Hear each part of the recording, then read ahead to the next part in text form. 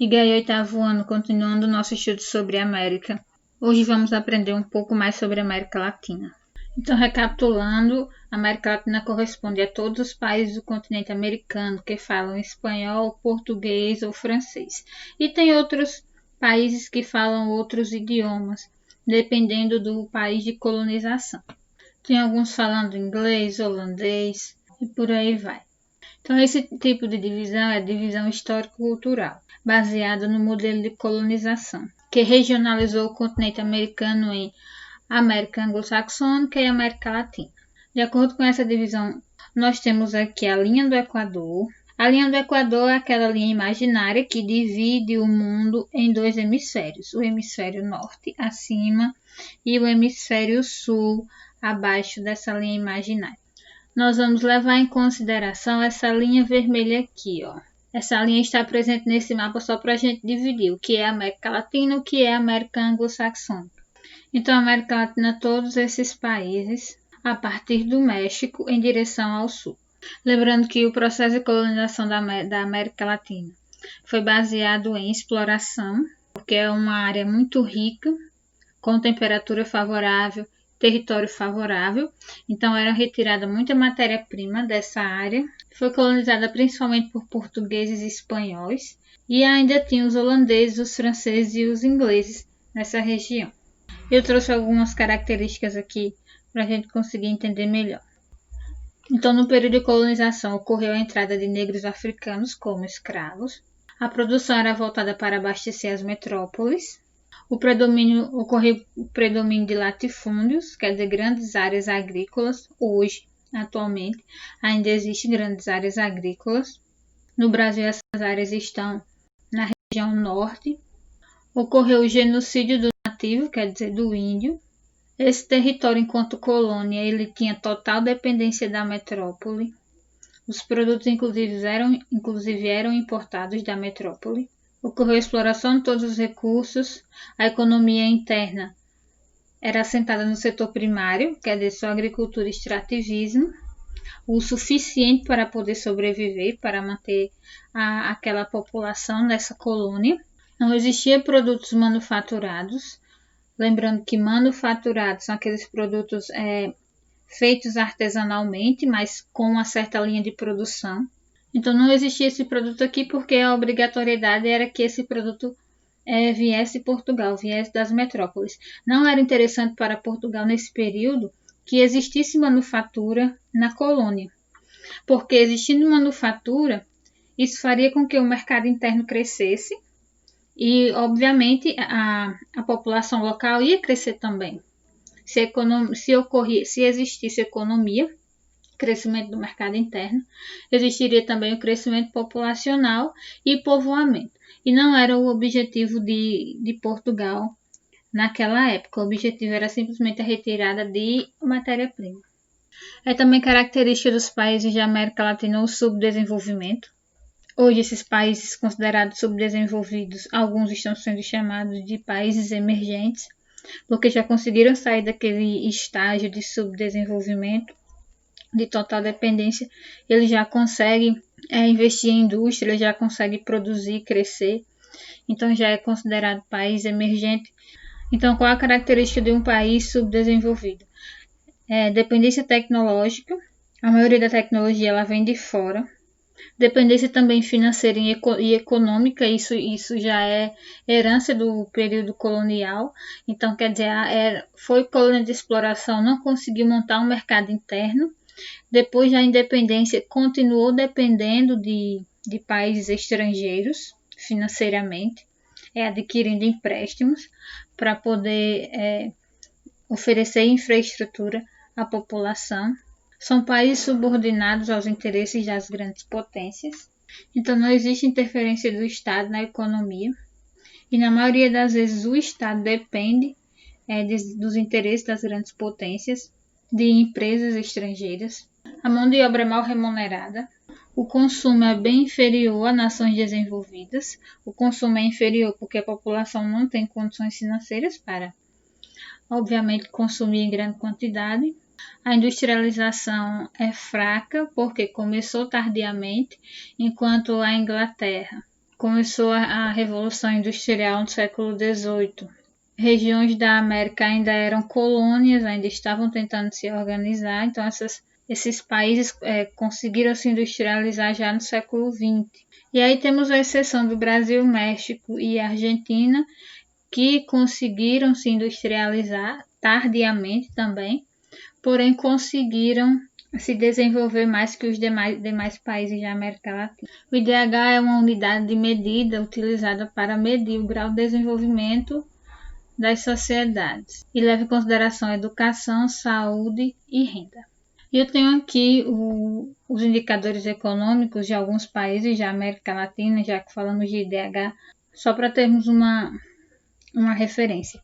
A fonte dessa tabela é o Relatório de Desenvolvimento Humano do ano de 2016 e ela mostra 3 indicadores econômicos: saúde, educação e renda per capita. Vou mostrar no mapa para vocês a Bolívia. Saúde correspondendo à expectativa de vida é de cerca de 68 anos. A educação, quer dizer, a média de anos de escolaridade, quantos anos aquela pessoa passou na escola? 8 anos. E a renda per capita em dólares, é esse símbolo aqui é o do dólar.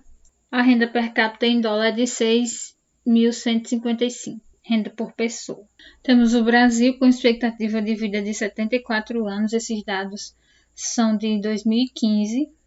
Média de anos de escolaridade de 7 e a renda per capita de 14.145. Cuba, expectativa de vida de 79 anos, a expectativa de vida já subiu aqui. A escolaridade é de 11 anos e a renda per capita 7.455. A renda per capita já é menor que a do Brasil. Aí temos aqui 2 países ricos, Noruega e Canadá. Noruega é um país europeu com expectativa de vida de 81 anos, a média de escolaridade de 17 anos e a renda per capita de 67.614. O Canadá é um país rico da América do Norte, ou América Anglo-Saxônica, com expectativa de vida de 82 anos, média de escolaridade de 16 anos e a renda per capita de 42.582 dólares. Podemos observar que os indicadores socioeconômicos para países da América Latina são bem diferentes para países ricos. É interessante observar que dentro da própria América Latina tem variedade com relação a esses indicadores. O Brasil apresenta uma renda per capita maior que Bolívia e Cuba, porém apresenta uma média de escolaridade menor. Bolívia apresenta uma expectativa de vida bem mais baixa.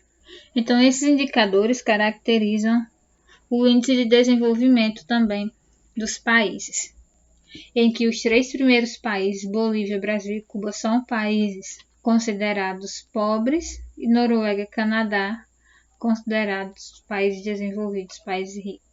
Continuando nossa caracterização, a produção é voltada para abastecer os mercados externos. A maioria da produção ela é entregue para o mercado externo e essa produção é de produtos primários, produtos agrícolas, que são justamente aqueles produtos mais baratos.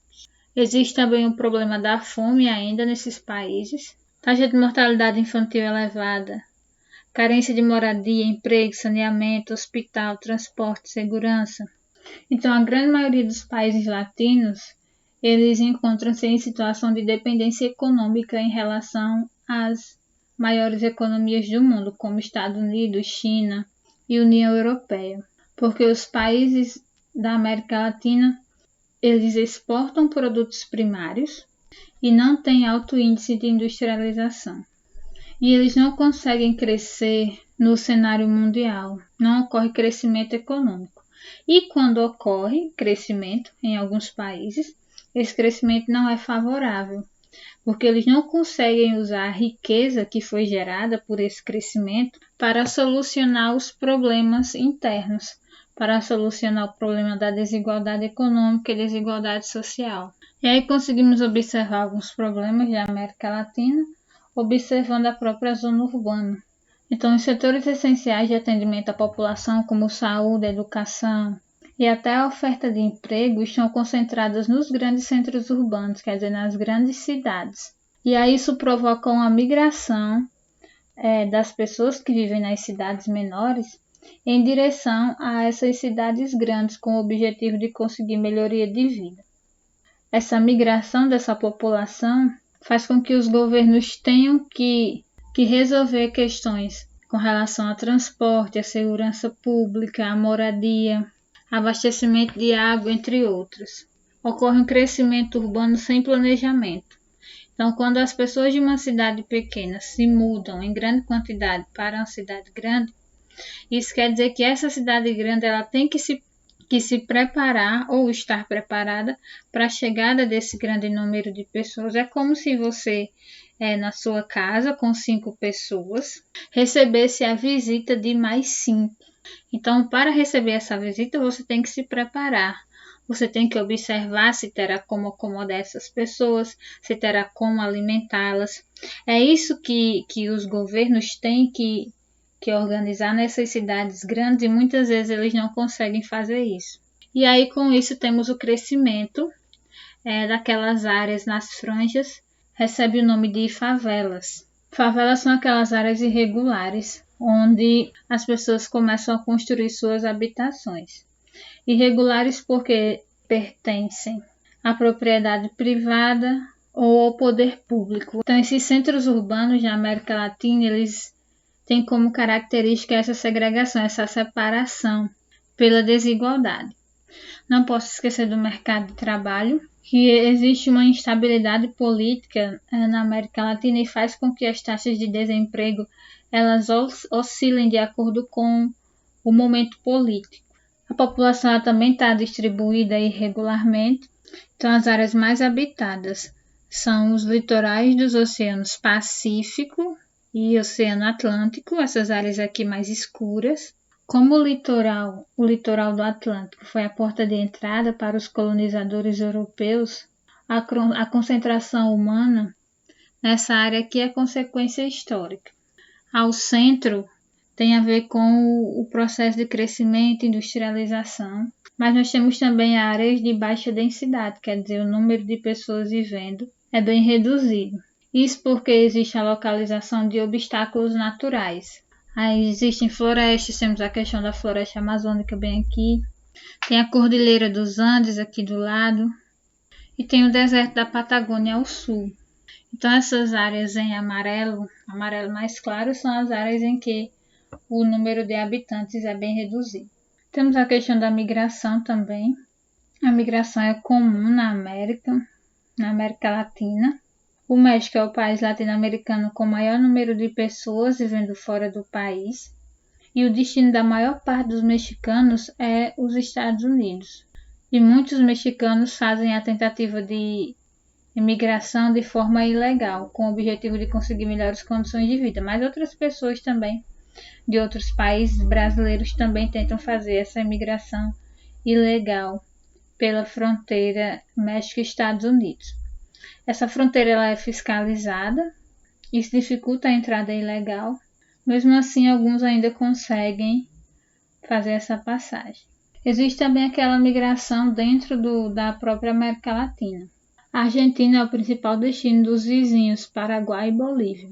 Tem também a migração nas áreas centrais da América Central, em busca da Costa Rica. Essas pessoas vão à procura de oportunidades de trabalho. A América Central é aquela área que é composta pela parte istmica e a parte insular. Então tem ali um grande número de ilhas e o turismo é bem latente naquela região. A oportunidade de trabalho nessas áreas, elas de certa forma atraem muitas pessoas para essas ilhas. Olá turma, tudo bem com vocês? Espero que todos estejam bem. Professor Felipe de História falando aqui, e hoje a gente vai dar continuidade no nosso conteúdo de História do Brasil, falando dessa vez de um tema importantíssimo que é justamente nossa independência. O Brasil é um país independente, o Brasil tem autonomia, o Brasil tem poder sobre si próprio, mas isso não aconteceu sempre, né? Todos nós sabemos que o Brasil tem mais de 500 anos de história e durante a maior parte desse período, o Brasil não era independente. O Brasil era governado por outro país, Durante muito tempo de nossa história, nós fomos governados por Portugal, nós fomos colonizados por Portugal. Apenas em 1822 é que nós nos tornamos um país independente. Na aula de hoje nós vamos tratar justamente isso, de nossa independência. Mas aí, quando se fala em independência, imediatamente uma imagem vem à nossa cabeça. A cabeça de todos nós, eu tenho certeza que a imagem é essa que vocês vão ver agora. O quadro, O Grito da Independência, pintado pelo pintor Pedro Américo, né? Sempre que nós falamos em independência do Brasil, vem à mente esta imagem. Está Dom Pedro no centro, proclamando a independência, ao redor uma série de cavaleiros. E aí é importante a gente saber o seguinte: o Brasil se torna independente em 1822, mas o processo de independência foi muito longo. A independência é um processo longo. Ela dura mais de 10 anos. São diversas coisas, são diversos acontecimentos que vão ocorrer para que o Brasil se torne independente. A independência não foi fruto da vontade de Dom Pedro, que simplesmente se indignou, levantou a espada e tornou o Brasil independente. Não, essa imagem que a gente tem é uma imagem errada. A independência do Brasil só aconteceu porque diversas causas, diversos fatores contribuíram para isso. E aí, então, em vez da gente falar de uma independência, é melhor falar do processo de independência. Porque a independência foi um processo em que diversas coisas, diversos acontecimentos ocorreram, e aí sim a gente vai poder falar de um processo de independência. Então, o tema de nossa aula hoje é justamente esse aqui, ó, Brasil. O processo de independência, o processo de independência do Brasil. Para que a gente saiba mais ou menos limitar ali o período, né? Esse processo de independência do Brasil ele acontece entre os anos de 1808 até 1822. Portanto, um período aí de 14 anos em que diversos acontecimentos ocorrem e esses acontecimentos vão influenciar em nossa vida na independência do nosso país. O primeiro acontecimento importantíssimo que nos ajuda a explicar nossa independência é a vinda da família real para o Brasil em 1808. Bem, o que estava acontecendo no mundo nesse momento? A Europa estava sendo dominada por Napoleão. Napoleão era um imperador francês, e aí ele começa a invadir todos os países da Europa, invade a Espanha, e inclusive ameaça invadir Portugal. Ninguém conseguia confrontar Napoleão nesse momento. No momento em que Napoleão tenta invadir Portugal, a família real, os reis de Portugal, eles fogem. Eles saem de Portugal, que era o país principal, que era a metrópole, e vêm para o Brasil. Esse acontecimento, a vinda da família real portuguesa, da rainha, que vocês podem ver à esquerda, Dona Maria, e do príncipe, né, D. João. Esse acontecimento da vinda dessa família, dos reis de Portugal para cá, é totalmente diferente, porque o Brasil era uma colônia.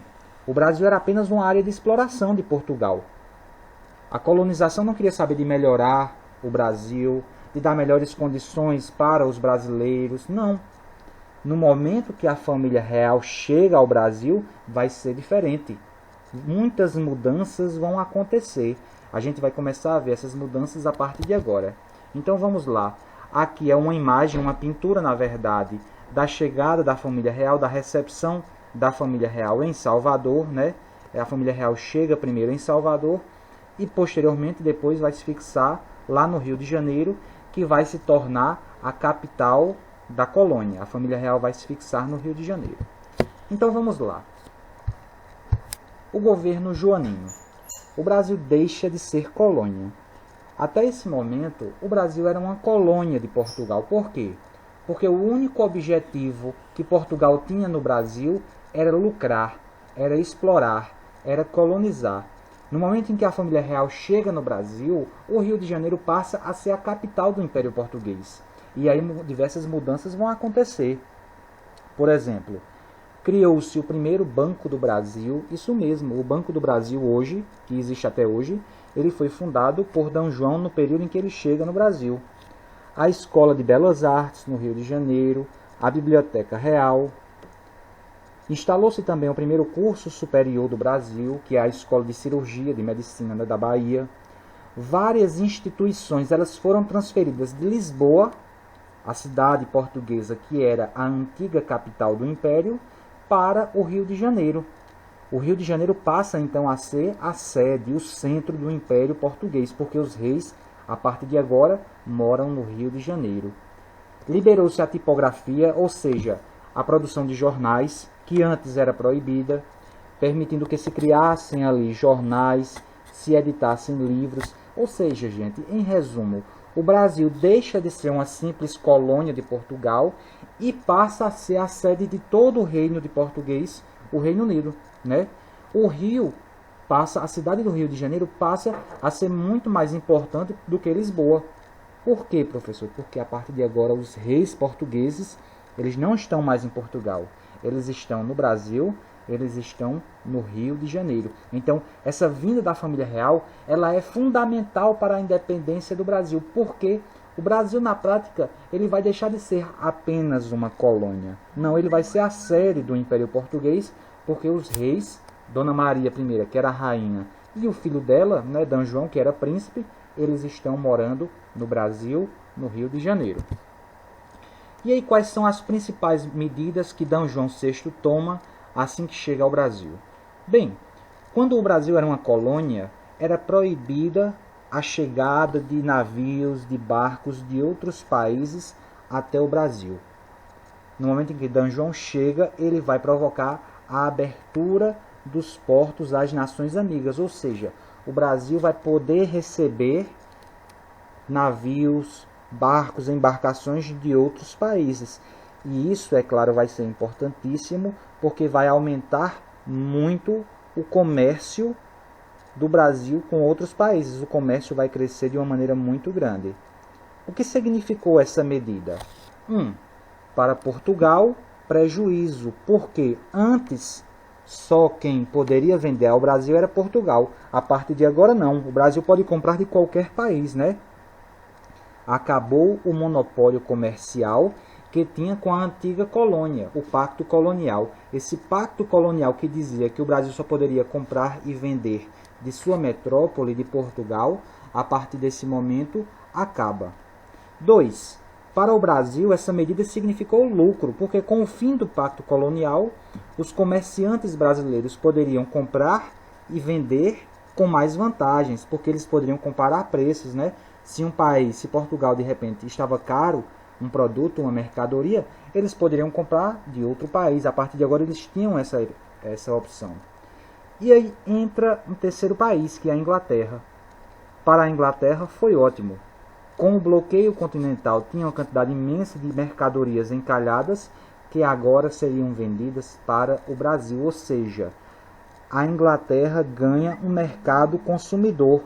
A Inglaterra ganha pessoas que compram suas mercadorias, que são justamente os brasileiros, que a partir de agora podem comprar mercadoria da Inglaterra e de qualquer país, não apenas de Portugal. Então, essa abertura dos portos às nações amigas, essa medida de D.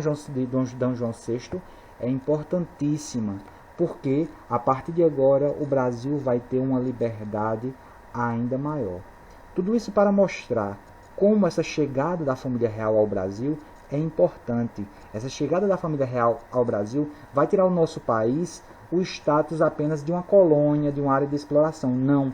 A partir de agora, o Brasil passa a ter mais uma estrutura maior, o Brasil passa a ter novas instituições, o Brasil passa a ter mais liberdade de publicação de jornais, o Brasil passa a poder comercializar com outros países, e é isso tudo vai transformar o nosso país. Portanto, o primeiro fator importante para a independência do Brasil é, claro, a chegada da família real. Aí está uma imagem, né, um óleo sobre tela, da cidade do Rio de Janeiro, que era a capital da colônia naquele momento, onde os reis portugueses estavam morando. Outro fator importantíssimo para que a gente possa entender como o Brasil se tornou independente, é um movimento rebelde, um movimento de revolta que aconteceu no Nordeste. Isso mesmo, no Nordeste, durante aquele momento. Esse movimento aconteceu no ano de 1817 e ficou conhecido como Revolução de 1817, ou como Revolução Pernambucana. Bem, vamos lá. Quais são as causas desse movimento, as causas dessa revolução? A primeira causa é uma crise econômica muito forte que estava acontecendo naquele momento, no ano de 1917. E essa crise econômica era gerada principalmente por 3 fatores. Primeiro, pela grande seca de 1816. Todos nós sabemos a dificuldade que nossa sociedade vive em períodos de seca, porque animais morrem, produtos ficam mais caros. E aí, essa seca de 1816 afetou muito a agricultura de subsistência, ou seja, a agricultura de alimentação. Além de tudo, essa seca ela provocou a queda da produção do algodão, a queda da produção do açúcar. Se essa produção diminuiu, é claro que os produtores, os plantadores de algodão, de açúcar, eles lucraram muito menos, eles tiveram prejuízo. Então, essa é um primeiro grande fator dessa crise econômica. Além disso tudo, além dessa seca que dificultou a vida, que afetou a agricultura de subsistência, que diminuiu a produção de algodão e de açúcar, a gente tem também, em 1817, a queda do preço internacional do açúcar e do algodão, né? O açúcar era muito valorizado, o algodão era muito valorizado, mas quando chega nesse período, o preço deles cai muito. Se o preço do açúcar e do algodão, que eram as principais mercadorias brasileiras daquele momento, caíram, o lucro dos produtores brasileiros e portugueses também diminuiu muito. Isso tudo veio para aumentar ainda mais a crise econômica daquele momento. E aí, no mesmo momento em que essas pessoas, principalmente do Nordeste, estavam enfrentando uma grande crise econômica, o governo, os reis portugueses que já estavam no Brasil, que moravam no Rio de Janeiro, eles decidem aumentar os impostos num momento difícil como esse, né? O objetivo desses impostos era apenas sustentar a corte sediada no Rio de Janeiro, ou seja, sustentar a vida luxuosa da corte, do rei, da rainha, dos seus familiares, dos seus súditos que moravam no Rio de Janeiro. Esses impostos eram principalmente sobre as exportações do açúcar, do tabaco e de couros, ou seja, os produtores de açúcar, de fumo, de tabaco, de couro, eles eram afetados diretamente, porque eles estavam sofrendo na pele com a crise e, além de tudo isso, ainda iam ter que pagar a mais impostos para sustentar a corte da rainha que estava no Rio de Janeiro. Junte esses 2 fatores, a crise econômica, a criação de novos impostos e aí a difusão de ideias libertárias, a difusão de ideias de liberdade, de independência. Essas ideias começam a circular no Brasil. E aí, alguns locais de difusão das ideias francesas, da Revolução Francesa, vão ser o Seminário de Olinda, lojas maçônicas em Pernambuco e no Areópago de Itambé, que era uma sociedade secreta, né? Essas ideias começam a ser cada vez mais espalhadas, começam a circular cada vez mais. Então, aluno, aluna, junte essas ideias com a indignação que boa parte dos nordestinos, principalmente das elites nordestinas, estavam pelo aumento na criação dos impostos. Isso tudo vai provocar a revolução, o movimento de rebeldia que vai acontecer em 1817 no Nordeste. Aqui é uma foto do Seminário de Olinda, onde aconteciam as reuniões secretas. Os líderes da revolta, eles se revoltam contra Portugal, contra o governo que estava no Brasil, né? E aí eles derrubam o governador e criam um governo provisório. Esse governo provisório era composto pela elite colonial, né? E aí ele estabeleceu, vamos lá, número 3 aqui, a extinção de alguns impostos, que era isso que eles queriam, a igualdade de direitos para os brancos, né? Uma ideia inspirada na Revolução Francesa, mas ainda assim muito racista, porque não aborda a questão da escravidão, né? Eles não tocam na questão da escravidão, da libertação dos escravos. Outra ideia da Revolução Francesa, a tolerância religiosa. A partir desse momento, você não precisava apenas ser católicos, outras religiões poderiam conviver em paz em Pernambuco e no Nordeste. A liberdade de imprensa e a liberdade de consciência. Todas essas ideias vindas de onde? Lá da Revolução Francesa.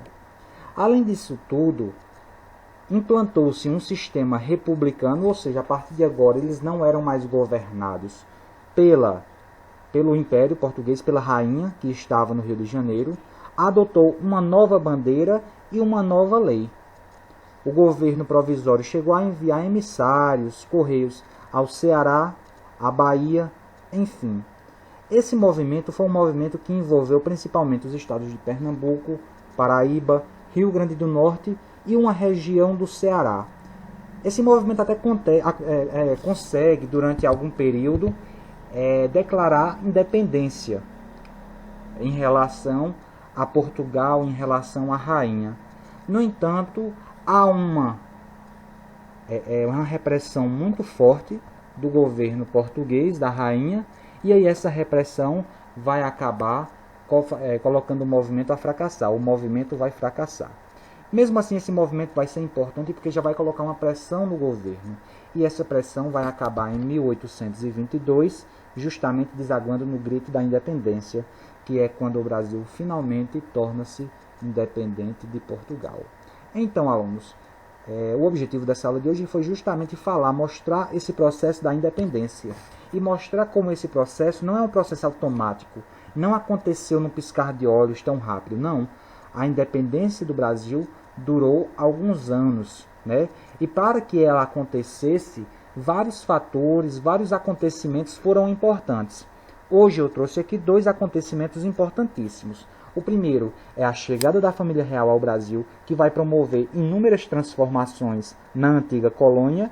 E o segundo é a Revolução de 1817, que envolvendo províncias como Paraíba, Pernambuco, Rio Grande do Norte e Ceará, ela vai chegar a declarar a independência. O movimento vai fracassar, mas vai colocar uma pressão para que cada vez mais o Brasil se torne independente e vai se tornar no ano de 1822.